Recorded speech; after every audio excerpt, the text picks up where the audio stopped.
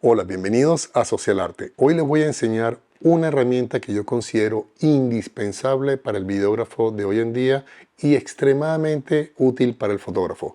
¿Quieres saber cuál? Entonces, no te separes.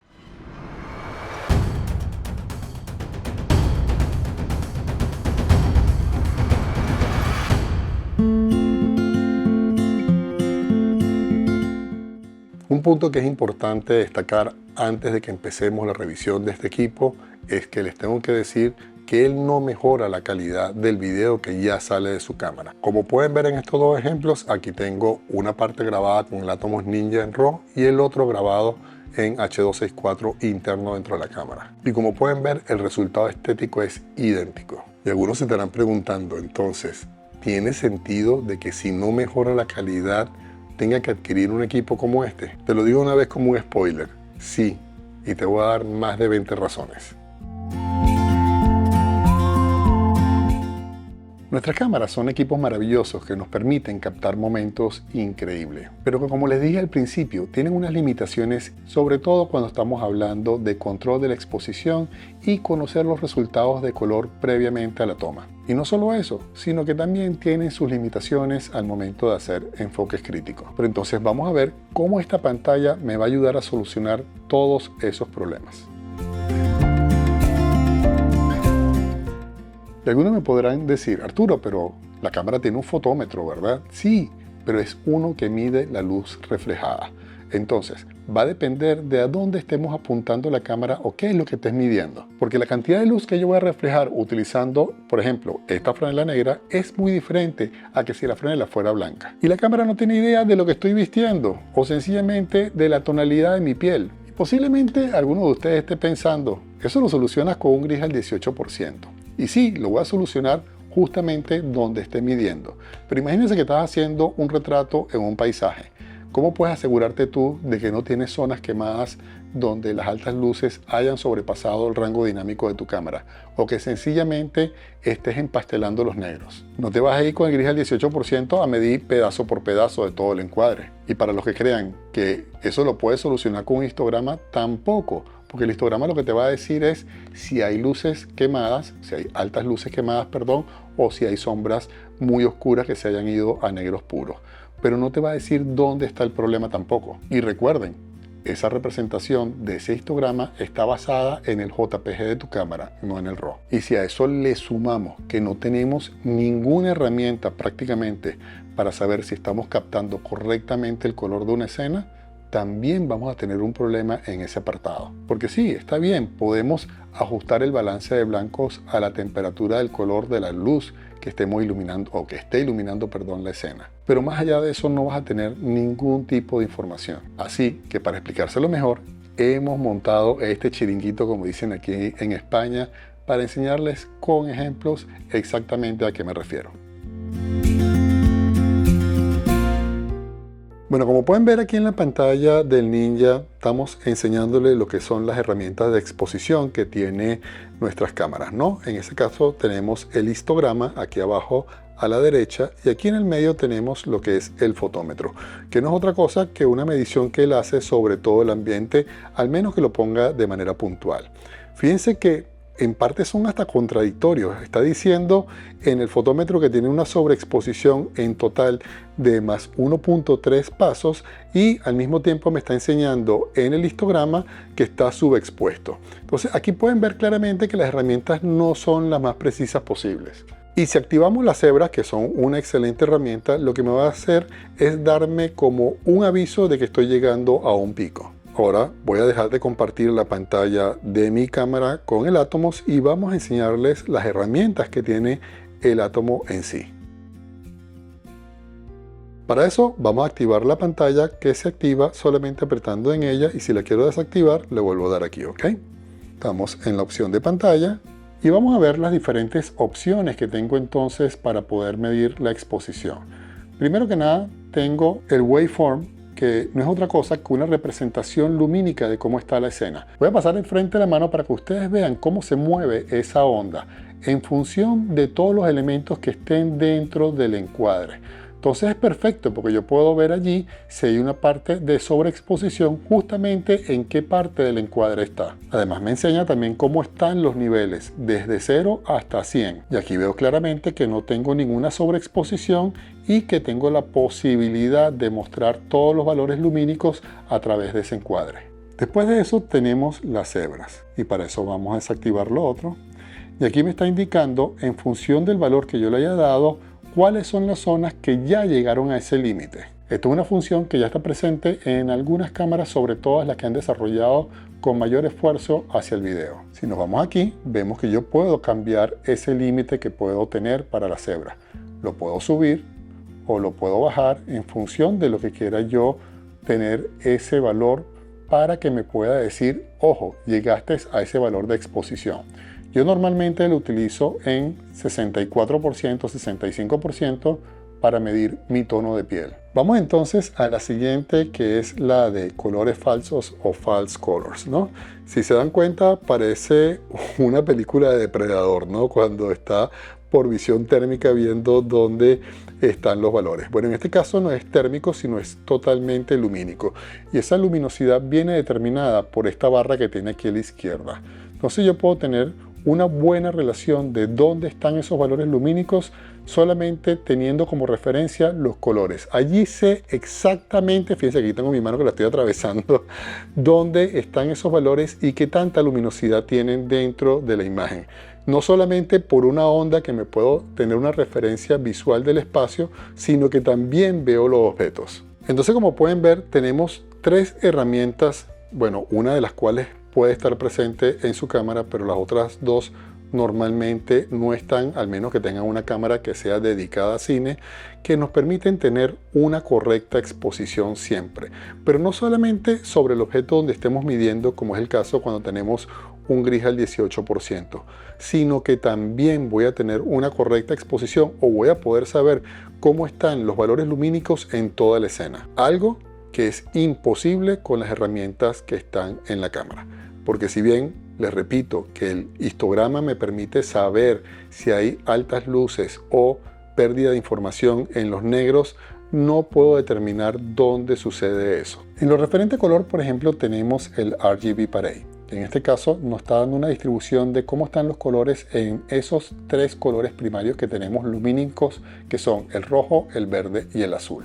Cuando están parejas estas ondas nos indican que hay un buen equilibrio del color, o sea, que no hay una dominancia, que algunas veces puede ser leve y no nos estamos dando cuenta cuando la escena obviamente es neutra. Si ustedes tienen una escena que tiene una coloración de rojo, azul o lo que sea, van a tener entonces una representación gráfica de esa onda mucho más acentuada que las otras. Pero esta herramienta en específico es perfecta para poder detectar esas dominancias que le mencioné antes y poderlas corregir antes de empezar o a tomar fotos o a grabar un video. Vamos a desactivar esta y vamos a activar el vectorscopio, que no es otra cosa que la representación de la intensidad del color.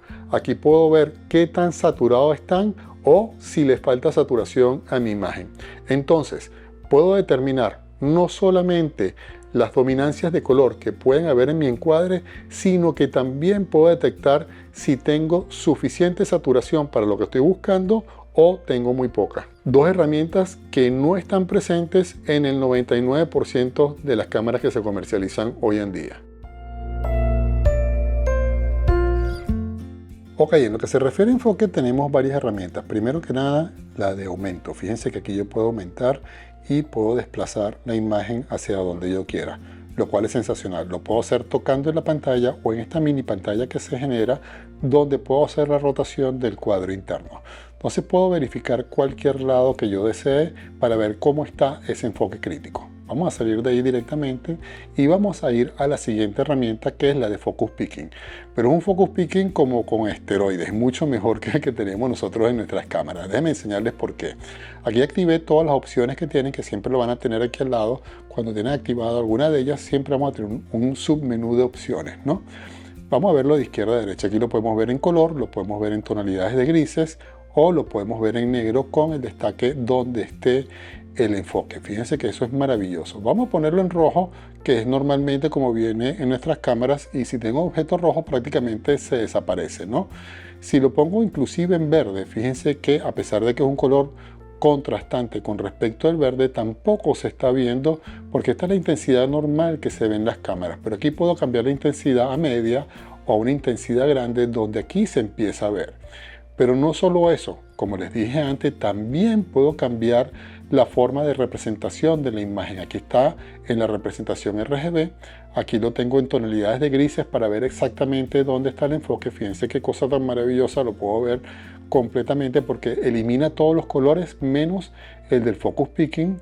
O si quiero ir inclusive más al extremo, le digo enséñame nada más las zonas donde estamos teniendo el enfoque, lo cual lo hace estupendo, ¿no? Entonces vamos a dejarlo como la opción normal para que ustedes vean, pero como se pueden dar cuenta, tenemos herramientas mucho más avanzadas y con una pantalla mucho mejor iluminada, porque esta pantalla tiene 1000 nits, cuando las pantallas de nuestras cámaras son extremadamente pobres en lo que se refiere a luminosidad y a contraste. Entonces, las posibilidades de conseguir un enfoque crítico son prácticamente inmediatas y seguras.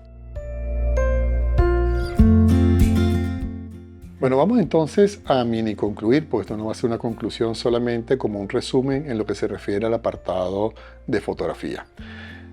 Si ustedes van a utilizar este Atomos Ninja solamente para lo que les acabo de mencionar, o sea, revisión de color, enfoque y sobre todo para la parte de exposición, no tiene mucho sentido este equipo. Para eso la gente de Atomos ha desarrollado un monitor que tiene estas mismas propiedades y obviamente al no grabar es mucho más económico, el cual se llama Shinobi. Lo pueden encontrar aquí abajo en la descripción, donde se las voy a dejar para aquellas personas que deseen de verdad tener el control total en esos 3 apartados que hemos mencionado antes y que no requieran de grabación de video internamente en él. Así disfrutan de todas esas ventajas y se ahorran un dinerito porque obviamente va a ser más económico. Pero si tu intención es hacer también video, bueno, entonces siéntate y disfruta porque viene lo bueno.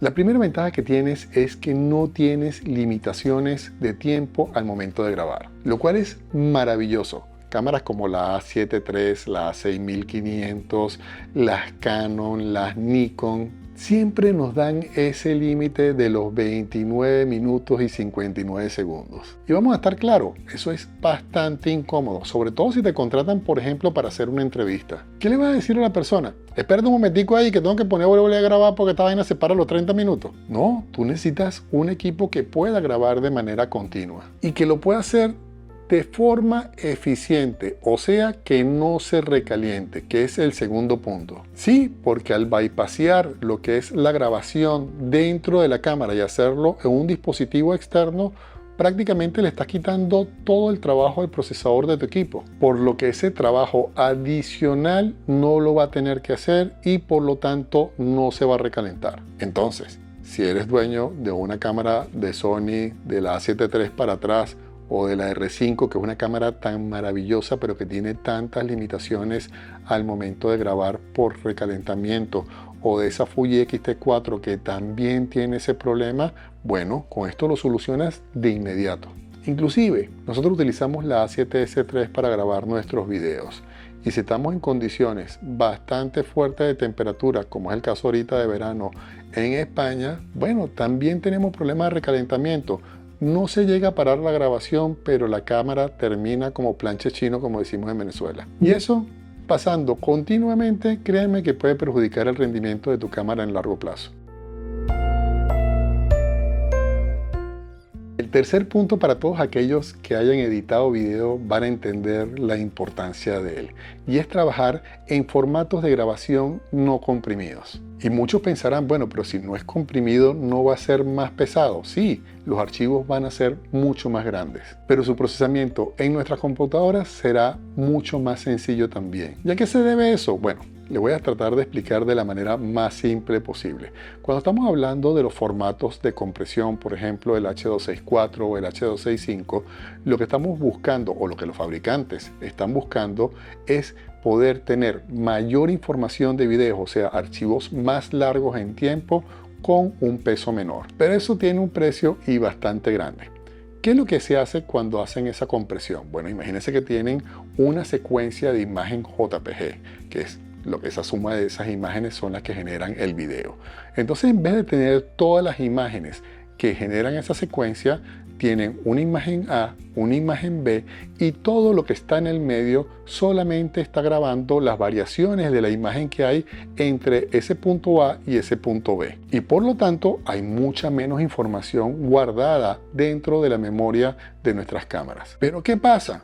Que si bien son bastante pequeños esos archivos, al momento de descomprimirlos para poder empezar a editarlos, la computadora tiene que hacer la conversión de esas imágenes otra vez. Porque, por ejemplo, ustedes en el proceso de edición pican justamente donde no está la imagen A y la imagen B, que las probabilidades son altísimas. Bueno, entonces la computadora tiene que hacer todo el cálculo para poder generar esa nueva imagen B o esa nueva imagen A. Si bien eso se puede solucionar creando los proxies, ¿para qué crear un paso adicional? Que además va a requerir un consumo de tiempo por parte tuya y esfuerzo de la computadora también. Ya gracias a Dios hay cámaras que empiezan a grabar en ProRes internamente y también en un formato H.264, pero que es All Intra, o sea que tiene todas las imágenes. Pero eso tiene una gran desventaja que les voy a mencionar un poquito más adelante. Pero mientras tanto tienen esa información, porque sé que alguno me dirá: Arturo, pero existe el All Intra o existe la posibilidad en unas cámaras de ProRes.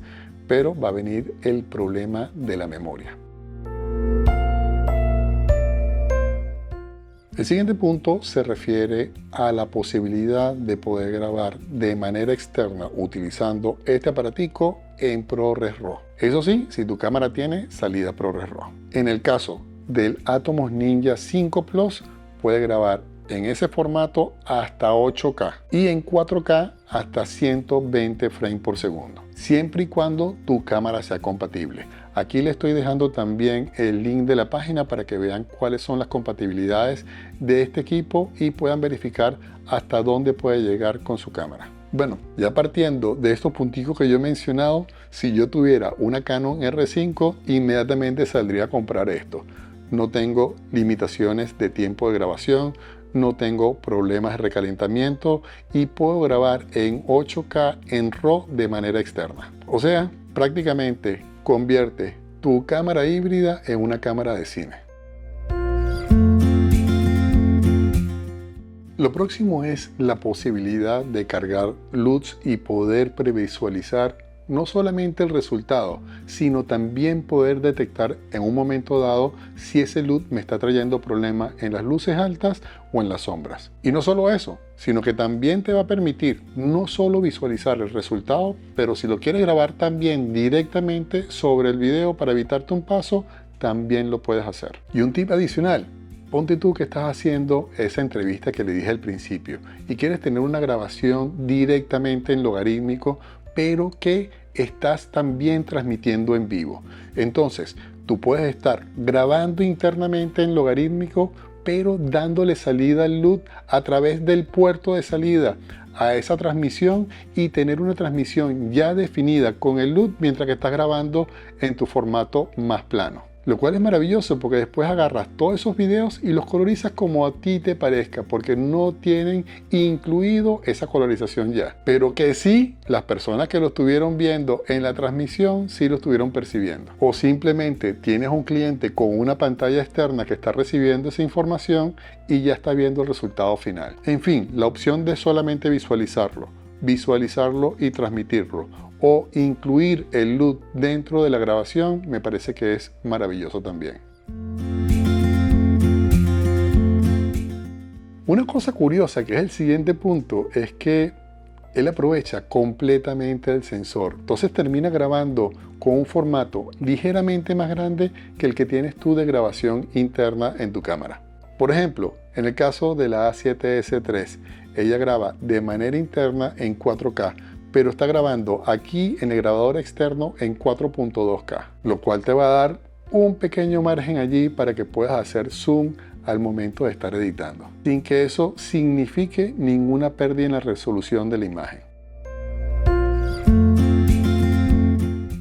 Para otro segmento que yo considero que un grabador externo es indispensable es para aquellas personas que hacen video para eventos sociales. Sobre todo si tienes una cámara que tiene solamente una ranura de memoria, ya que es extremadamente importante poder tener un backup en el caso de que pase cualquier cosa. Entonces, si tienes, por ejemplo, una Sony A7C, que es una cámara maravillosa, pero que tiene solamente una ranura de memoria, o una Sony A6400, o una Canon RP, o una Nikon Z7 de las primeras, bueno, sencillamente allí vas a poder tener ese backup de grabación y protegerte de que si pasa algo con la memoria de tu cámara, siempre vas a estar grabando también de manera externa.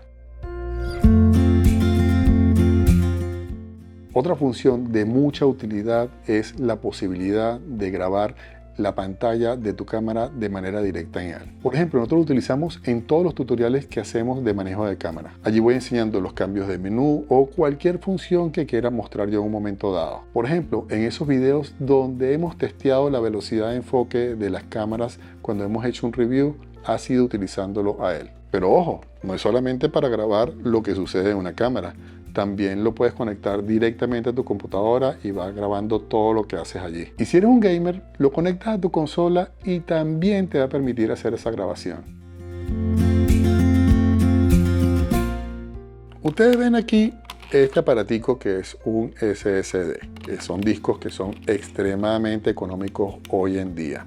Por ejemplo, yo acabo de comprar uno en ese Prime Day de Amazon, donde me conseguí uno de 2 terabytes por solamente 160 euros. Déjenme decirles que la memoria que tengo que utilizar para poder grabar en el formato ese que les había mencionado antes, el All Intra, me costó lo mismo y solamente es de 128 GB. Voy a agarrar el teléfono porque ya yo hice mis cálculos previamente y les voy a decir cómo sale el costo por hora de grabación en All Intra.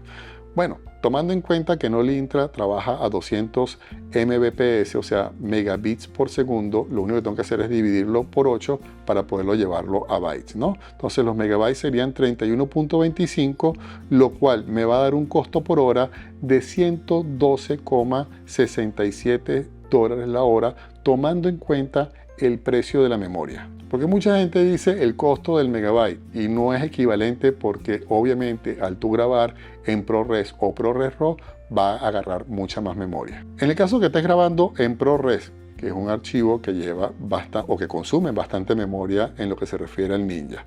Bueno, 236 GB es lo que va a consumir por una hora de grabación. Eso me va a llevar que el costo de hora de grabación es de 23,64 dólares la hora. O sea, que grabar dentro de mi cámara con la memoria que necesito para poderlo hacer en All Intra es 4,76 veces más cara por hora de grabación que trabajar con él. Pero vamos a llevarlo al extremo. Hablemos de ProRes RAW. La tasa es de 700 megabits por segundo, lo cual me va a dar 87,5 megabytes. Si eso lo llevo al costo por hora, son 38,02 dólares la hora. Así todo, la memoria que tengo que comprar para mi cámara es casi 3 veces más cara por hora de grabación que utilizando el Ninja 5. Pero si ustedes quieren trabajar de manera profesional, no van a poder trabajar con una sola memoria, van a necesitar varias. Por lo tanto, al final, solamente por el ahorro de memorias, vale la pena comprar un equipo como este. Aquí está Jesús haciendo así porque tiene una R6 que se recalienta, que tiene límite de grabación, que la memoria le sale cara como un demonio. Jesús está así, mira, eso yo voy hablando y haciendo. Ya que estamos hablando de memoria, al terminar la grabación se la saco, lo conecto directamente en la computadora y empiezo a trabajar en ella. No tengo que estar descargando los archivos de la tarjeta de memoria a mi computadora para empezar a trabajar. Cuando termino todo el proceso, bueno, sencillamente borro lo que no necesite y vuelvo a utilizar o formatear mi tarjeta de memoria y la vuelvo a colocar y sigo trabajando. El siguiente punto, mejor ni les digo, escúchenlo ustedes mismos. Esto es una prueba donde estamos grabando en RAW dentro del Ninja y dentro de la cámara en All Intra. Pero en este caso estamos utilizando el sonido incluido dentro del Ninja directamente. Probando 1, 2, 3, probando 1, 2, 3. Ahora estamos grabando el sonido directamente dentro de la cámara. Probando 1, 2, 3, probando 1, 2, 3. Como se pueden dar cuenta, la calidad del sonido grabado directamente en el Ninja es superior que estar grabándolo en la cámara. Y eso es debido a que los preamplificadores son muchísimo mejores en este grabador que en nuestros equipos. Por lo tanto, también vas a tener una mejora en el sonido si lo haces directamente en él y no a través de la cámara. Si eres de aquellos que te gusta hacer time-lapses y estás preocupado porque el disparador de tu cámara tiene una vida útil, bueno, también en el Ninja puedes hacer time-lapses sin tener que estar disparando tu cámara. El siguiente punto se refiere a los overlays, que no es otra cosa que una previsualización de un encuadre. Por ejemplo, yo estoy grabando ahorita en formato horizontal, pero también puedo estar verificando si me va a servir para un plano vertical, lo cual es ideal para todas las grabaciones que estamos haciendo hoy en día en nuestras redes sociales. Y no solo eso, sino que de paso, tienes un lente anamórfico, también te va a hacer esa descompresión para que tú veas exactamente cómo va a quedar tu imagen. El siguiente punto se refiere a lo que ellos llaman Onion Skin, que no es otra cosa que tener una previsualización de una imagen que hayamos tomado previamente en cualquiera de los videos. O sea, yo puedo extraer una imagen fija de cualquiera de los videos que haya hecho con él y tenerlo como referencia. Para los que se preguntan, ¿y eso de qué sirve? Bueno, bastante sencillo. Imagínense que yo termino, o no termino, mejor dicho, de grabar un video de un tutorial que estoy haciendo.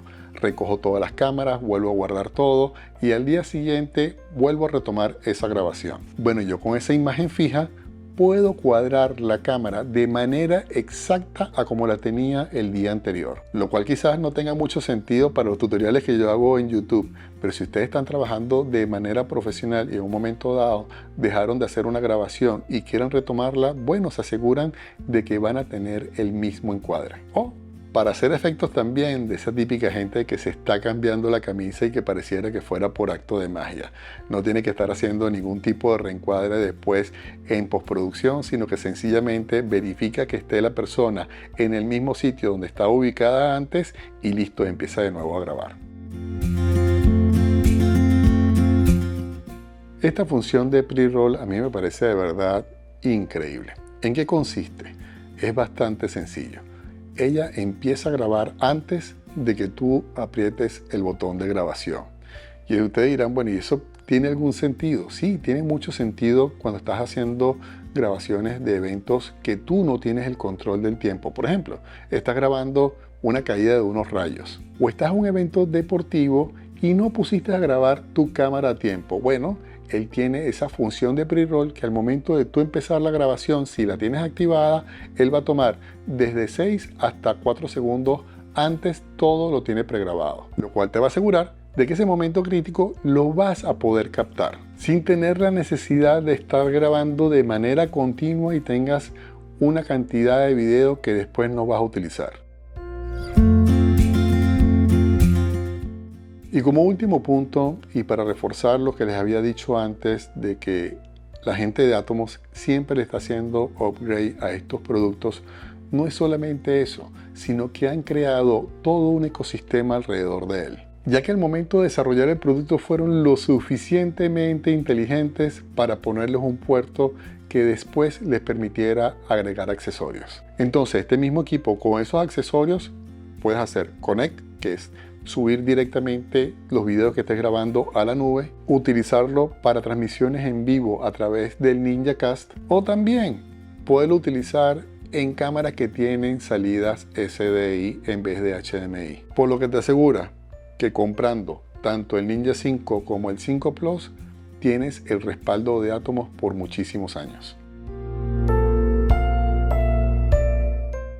Bueno, entonces toca hablar de las desventajas que a pesar de que es un equipo maravilloso, también las tiene. La primera es que tenemos que cargar con equipo adicional. no solamente el Atomos, sino también el disco duro y las baterías que vayas a utilizar durante la grabación. Podemos utilizar las típicas NPF de Sony o yo en mi caso utilizo estas V-Mount que me dan muchísima mayor energía y no solamente con ella alimento el Atomos Ninja, sino que también alimento la cámara. Pero bueno, tomen en cuenta que van a tener que cargar con mayor peso. La segunda desventaja es que si van a utilizar estas pequeñas, tienen que llevar varias porque el consumo de energía de este equipo es bastante alto. Y la tercera y última es que todos esos ajustes o correcciones que se hacen dentro de cámara, por ejemplo, reducciones de aberraciones cromáticas, ruido o distorsiones de un lente, aquí como entra como señal limpia, no lo está haciendo. Pero yo he hecho infinidad de pruebas y al menos que esté trabajando con un lente muy económico que tenga distorsiones muy grandes,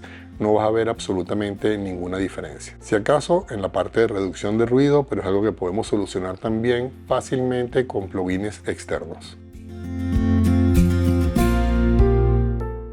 Bueno, entonces vamos a concluir. ¿Este es un equipo que es indispensable para un videógrafo o un fotógrafo? Y la respuesta es no. La gente que tiene cámaras que recalienten pueden seguir trabajando por esos periodos de tiempo, esperar a que se enfríen o tener que reiniciar una grabación cada 30 minutos. No tener ningún tipo de comprobación con respecto a lo que es la parte lumínica de tu toma o inclusive del color. Pero créanme, al final van a pagar eso. Y es por ello que yo adquirí hace casi 4 años, el Atomos Ninja 5 original. Y desde el momento que lo adquirí, no he dejado de utilizarlo. Tener la tranquilidad de que siempre voy a tener una buena exposición. Poder previsualizar todos los LUTs montados en él de una vez. Y en base a eso hacer otros ajustes que considere pueden ser necesarios para tener el resultado estético final que deseo. Sin contar con las maravillas del Onion Skin, la posibilidad de hacer timelapse internos y la tranquilidad de que no importa qué cámara utilice, no voy a tener problemas de recalentamiento ni límites de tiempo de grabación. Desde que estoy grabando en 4K y en RAW, no se imaginan todas las posibilidades que tengo con respecto a cambiar el ISO o la temperatura del color después en postproducción. Aunque yo soy bastante cuidadoso y siempre tengo mi color checker para poder ajustar el balance de blanco en función de la luz que está iluminando la escena, algunas veces a uno se le puede olvidar. Pero como sabemos en fotografía, si estás trabajando en RAW es bastante sencillo de resolverlo y no vas a tener modificación en los colores. Mientras que si no lo haces en formato RAW, esos colores al ajustarlos para tratar de equilibrar el balance de blanco no te van a quedar del todo bien. Entonces viene la pregunta, ¿para quiénes son estos equipos? Y en pocas palabras te puedo decir que para cualquier creador de contenido, sea fotógrafo o videógrafo. Porque si bien, como les dije al principio, no va a mejorar la calidad final de tu video, te va a dar tantas ventajas en tu flujo de trabajo que por sí solo vale la pena. La otra pregunta que se pueden hacer es, ¿adquiero el Ninja 5 tradicional o el 5 Plus? Porque los dos pueden grabar en RAW. La diferencia es que el 5 Plus te permite, si tienes una Canon R5, de grabar de manera interna dentro del equipo en 8K en RAW. Y si tienes cámaras compatibles con él, hasta 4K 120 frames por segundo. Mientras que en el Ninja 5 solamente vas a poder llegar hasta 4K 60 frames por segundo. Ojo, eso no significa que todas las cámaras que disparen a 4K 120 frames por segundo van a poder grabar en RAW aquí. No es porque el equipo no lo permita, sino que las cámaras no le den salida RAW a esos formatos. Por ejemplo, la Sony A7S3 no tiene al día de hoy salida en RAW para 120 frames por segundo. Pero para no hacerles perder tiempo, mejor les dejo el link aquí abajo donde pueden verificar la compatibilidad de su cámara con este equipo. Y bueno, lo prometido es deuda. Muchísima gente me había dicho, Arturo, veo que utilizas el Atomos, ¿por qué no nos haces un videito de él o por lo menos nos explicas por qué lo utilizas? Y no solamente es que lo utilizo, yo lo considero hoy en día indispensable en mi flujo de trabajo. Pero si ustedes me lo piden allá abajo en la caja de comentarios, también podría hacer un tutorial de él. Así que no dejen de escribirme allá abajo en la caja de comentarios, primero que nada, qué les pareció el equipo y segundo, si les gusta la idea de que haga ese tutorial. Que de paso, ustedes saben que los leo y los respondo todos. Por otro lado, si eres usuario de un Atomos Ninja ya y tienes algún video que quieras compartir con nosotros, lo hayas grabado en él o directamente en tu cámara, no te olvides de etiquetarnos en nuestras redes sociales, Facebook e Instagram. Y como siempre, señores, muchísimas gracias por atreverse y nos vemos en el próximo video.